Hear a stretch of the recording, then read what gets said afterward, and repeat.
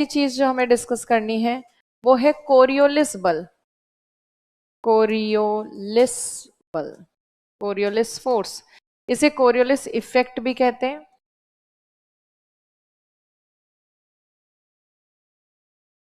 इसको थोड़ा सा डिस्कस करेंगे।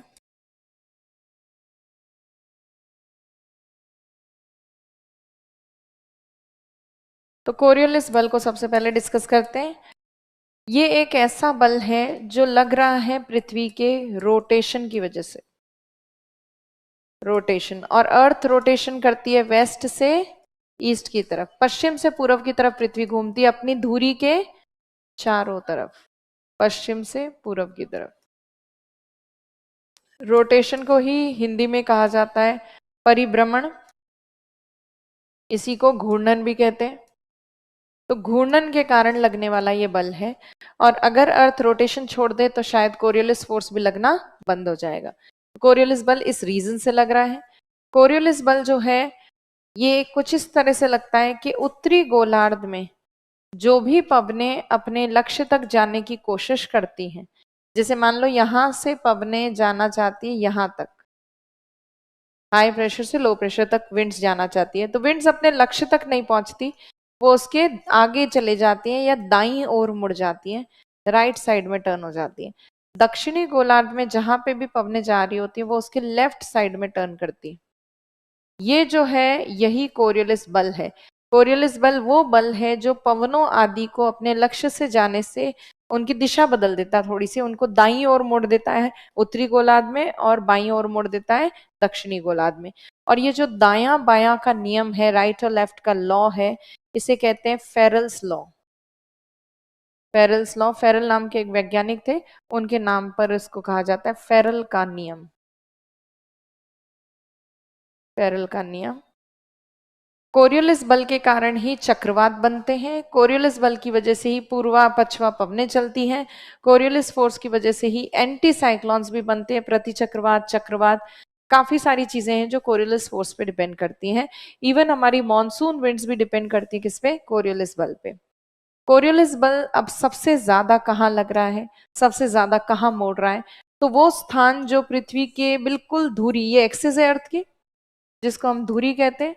जैसे ग्लोब के अंदर एक सुई होती है, नीडल होती है, उसके चारों तरफ ग्लोब घूमता है, वैसे ही हमारी पृथ्वी में अगर हम कल्पना करें किसी सुई की जिसके चारों तरफ हमारी पृथ्वी घूम रही होगी, वो कहलाएगी पृथ्वी की धुरी, एक्सिस। अर्थ के एक्सिस जो है उसकी टिप टच करती है किसको, नॉर्थ पोल को और साउथ पोल को। तो नॉर्थ पोल और साउथ पोल का जो टिप है या बिंदु है वो तो धुरी के ऊपर ही स्थित है, तो वो उसमें वो बहुत ज्यादा घूमता है, या घूमता नहीं, बहुत ज्यादा उसमें घुमाव महसूस होता है। डायरेक्शन का जो चेंजेस है वो सबसे ज्यादा फील कहाँ होते होंगे, ध्रुवों पर। तो सबसे ज्यादा कोरियोलिस फोर्स कहाँ लगता है, पोल्स पर लगता है, ध्रुवों पर लगता है। सर्वाधिक कोरियोलिस बल पोल्स पर, ध्रुवों पर लगता है। Highest Coriolis force, highest CF Coriolis force, दोनों ध्रुवों पर सर्वाधिक कोरियोलिस बल। और विषुवत रेखा जो होती है वहां पे सबसे कम कोरियोलिस फोर्स लगता है। 0 डिग्री कहते हैं इक्वेटर को, 0 डिग्री पर कोरियोलिस फोर्स की वैल्यू भी 0 है। न्यूनतम कोरियोलिस बल या बिल्कुल लग ही नहीं रहा कोरियोलिस फोर्स, कहाँ पे, इक्वेटर पे। अब कोरियोलिस फोर्स बहुत शॉर्ट में समझते हैं कि कैसे क्रिएट हो रहा है। ये वाला डायग्राम बनाएंगे हम बाद में, थोड़ी देर बाद ये वाला भी बनाएंगे, पर कोरियोलिस फोर्स को थोड़ा सा समझते हैं। आपको पता है अर्थ का शेप किस तरह का है, जियोइड शेप है। इलिप्टिकल शेप कह रहे हो आप, बट एग्जैक्ट उसका जो नाम है वो जियोइड शेप है। जियोइड शेप कुछ ऐसा है कि पृथ्वी ध्रुवों से थोड़ी सी चपटी है और विषुवत रेखीय क्षेत्र में थोड़ी ज्यादा फैली हुई है, प्रसारित है, एक्सपेंडेड है। तो अर्थ पे, अर्थ का सबसे एक्सपेंडेड, सबसे फैला हुआ भाग है इक्वेटर, विषुवत रेखा, और यहाँ पे पोल्स मान लीजिए। तो अब अर्थ जब रोटेशन करती है पश्चिम से पूरब, तो रोटेशन की वजह से ही दिन और रात बनते हैं। एक रोटेशन अर्थ का 360 डिग्री का जो रोटेशन है वो लगभग कंप्लीट होता है 24 घंटे में। 24 आवर्स में एक रोटेशन कंप्लीट करती है अर्थ। हालांकि एग्जैक्ट है 23 घंटे 56 minute 4 second, but round figure में लगभग माने तो 24 घंटे में। अब 24 घंटे में पृथ्वी के हर स्थान को 360 डिग्री घूमना है, सबको एंगुलर डिस्टेंस सेम कवर करना है। कोणीय दूरी पृथ्वी का हर बिंदु बराबर ही तय करेगा, हर बिंदु 360 डिग्री ही घूमेगा, पर रेखीय दूरी लीनियर डिस्टेंस सबसे ज्यादा किसको कवर करना पड़ेगा? विषुवत रेखा। जैसे मान लीजिए ये एक पॉइंट है ध्रुवों पर और ये एक पॉइंट है इक्वेटर पर। रोटेशन जब करना होगा कंप्लीट 360 डिग्री का घूर्णन पूरा करना है, ध्रुवों पे जो बिंदु है उसको तो कोई डिस्टेंस कवर करने की जरूरत ही नहीं है, वो तो एक्सिस के टिप पे है, वो बिंदु तो केवल ट्विस्ट करेगा अपने ही पॉइंट के ऊपर, अपनी ही पोजीशन पे। जबकि इक्वेटर के ऊपर जो पॉइंट है उसको बहुत लंबी दूरी तय करके वापस इस स्थान पर आना पड़ेगा, तब जाके उसका एक रोटेशन कंप्लीट माना जाएगा। जैसे इस पॉइंट का अगर हम देखें रोटेशन, ये यहाँ से रोटेशन स्टार्ट करेगा, घूमेगा घूमेगा पीछे की तरफ जाएगा, घूमेगा घूमेगा फिर जाके यहाँ पे आएगा, तब जाके उसके 360 डिग्री कवर होंगे। तो इक्वेटर जो है, जो कि सबसे एक्सपेंडेड पार्ट है अर्थ का, वहां पर किसी भी पॉइंट को अपना एक रोटेशन कंप्लीट करने के लिए बहुत लंबी दूरी तय करनी पड़ती है। समय सबके पास सेम है, डिस्टेंस ज्यादा कवर करना पड़ रहा है कहाँ? इक्वेटर पे। तो रोटेशन की स्पीड का इफेक्ट सबसे ज्यादा कहाँ होगा? इक्वेटर पे। विषुवत रेखीय क्षेत्र में पृथ्वी की घूर्णन की गति सबसे ज्यादा रहेगी, क्योंकि वहां पे किसी भी बिंदु को जल्दी से घूम के आना होता है, 360 डिग्री कवर करने के लिए उसे लंबी दूरी तय करनी है, इसलिए उसको फास्ट चलना पड़ेगा।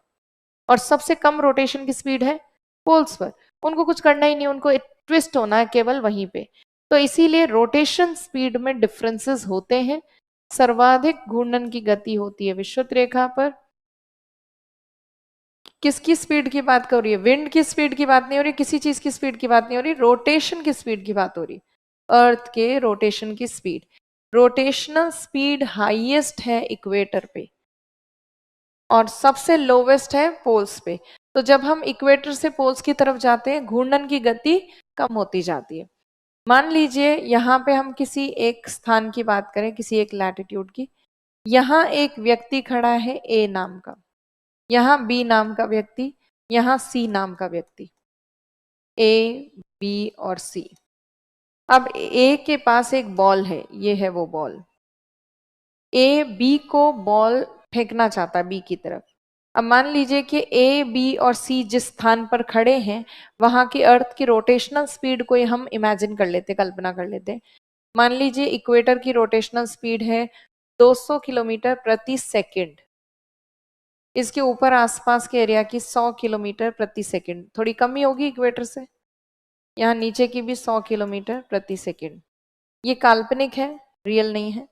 अब जब ए नाम का व्यक्ति बी की तरफ अपनी बॉल फेंकेगा, मान लीजिए 1 सेकंड में बॉल बी तक पहुंचती है, तो बी रुका हुआ वहां वेट तो कर नहीं रहा, हर चीज अर्थ पे कंटिन्यू रोटेट कर रही है, रुक रही तो नहीं है। तो इसीलिए 1 सेकंड के बाद बी अपनी पुरानी पोजीशन से कितना आगे निकल जाएगा? 100 किलोमीटर आगे, ये बी अपनी नई पोजीशन पे आ गया। अब बॉल जो कि ए वाले जोन से आ रही है, अधिक गति वाले क्षेत्र से आ रही है, बॉल घूम रही थी पश्चिम से पूर्व की ओर 200 किलोमीटर प्रति सेकंड की दर से, और फिर ए ने उसमें एक्स्ट्रा फोर्स लगाया और उसको भेजा बी की तरफ। तो बॉल जब जाएगी बी की तरफ तो वो उसी रोटेशनल स्पीड को मेंटेन करते हुए बी की तरफ जाएगी।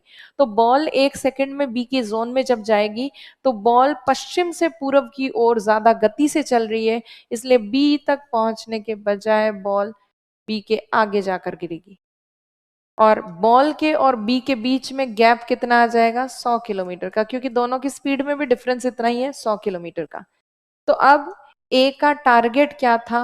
ए का टारगेट था बी तक बॉल को पहुंचाना, टारगेट ये था बी, जबकि बॉल पहुंची उससे आगे जाकर। तो ये इस लक्ष्य का कौन सा साइड हुआ? Right side. इसीलिए कहते हैं कि उत्तरी गोलार्ध में हमेशा कोरियोलिस बल वस्तु को मोड़ देता है राइट साइड, दाईं ओर, चाहे वो कहीं से भी आए। अब सेम चीज अगर सदर्न हेमिस्फीयर में होती, 1 सेकंड में बॉल जब तक सी तक पहुंचती तब तक सी निकल चुका होता 100 किलोमीटर आगे, पर बॉल सी तक पहुंचने के बजाय बॉल तो सी से भी ज्यादा आगे जाकर गिरती। तो इसका मतलब जिस लक्ष्य की तरफ बॉल भेजनी थी सी की तरफ, वो उससे आगे जाकर गिर गई, आगे जाकर गिरी। तो लक्ष्य था सी, लक्ष्य मतलब बॉल का फेस किस तरफ था फेंकते वक्त, नॉर्थ से साउथ की तरफ, बॉल अपने टारगेट से आगे गिरी, तो ये कौन सा हैंड है, लेफ्ट साइड। तो लेफ्ट हैंड साइड पे टर्न करता है कोरियोलिस फोर्स सदर्न हेमिस्फेयर में, दक्षिणी गोलार्ध में। तो कोरियोलिस फोर्स का ये नियम इस तरह से डिराइव किया गया है, निकाला गया है। उत्तरी गोलार्ध में हमेशा दाईं ओर घुमाएगा कोरियोलिस बल, दक्षिणी गोलार्ध में हमेशा बाईं ओर घुमाएगा, लेफ्ट साइड में। ये आपका लेफ्ट और राइट नहीं है, ये किसका लेफ्ट और राइट है, जो ऑब्जेक्ट मूव कर रहा है उसका लेफ्ट और राइट है।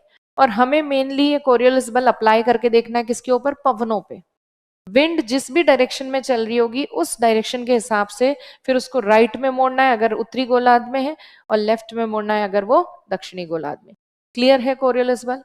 तो कोरियोलिस बल पृथ्वी के परिभ्रमण या घूर्णन के कारण लगता है, रोटेशन की वजह से लगता है।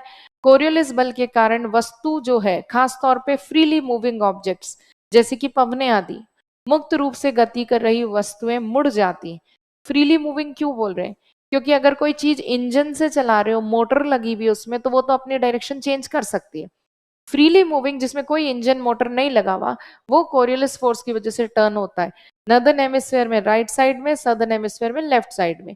इस नियम को कहते हैं फेरल का नियम। सबसे ज्यादा कोरियोलिस बल लगता है ध्रुवों पर, सबसे कम जीरो लगता है कहाँ, इक्वेटर पर। इसी कोरियोलिस बल की वजह से पवनें चलती हैं, इसी की वजह से चक्रवात बनते हैं, साइक्लॉन्स, एंटी साइक्लॉन्स, सब कुछ कोरियोलिस फोर्स से बनता है। मॉनसून विंड्स को और मॉनसून को समझने के लिए भी कोरियोलिस फोर्स सबसे इंपॉर्टेंट है। क्लियर है कोरियोलिस फोर्स। तो कोरियोलिस बल को, ये वाली चीजें तो सिर्फ हमारे समझने के हिसाब से थी, हम केवल ये वाले पॉइंट्स लिखेंगे, ये नहीं करेंगे। तो आप ये वाला डायग्राम बनाएं और ये वाला बनाएं, और बना लिया। अच्छा बनाओगे ये वाला, चलो बनाओ जो बनाना है।